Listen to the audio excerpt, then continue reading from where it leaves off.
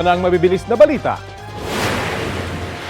Huli sa akto ang isang lalaki habang nagbebenta ng iligal na droga sa barangay Pitogo, Taguig. Nasabat sa suspect ang mahigit 100 gramo ng umano'y shabu na nagkakahalaga ng mahigit 700,000 piso.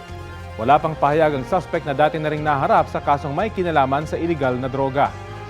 Nasa kustodiya na siya ng mga pulis para sa inquest proceedings sa reklamong paglabag sa Comprehensive Dangerous Drugs Act. Inaalam pa ang source ng iligal na droga.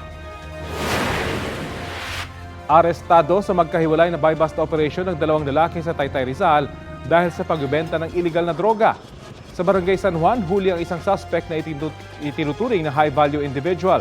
Nakuha sa kanya ang 30 gramo ng umano'y shabu na nagkakahalaga ng mahigit 200,000 piso at isang baril at mga bala. Tumanggi siyang magbigay ng pahayag.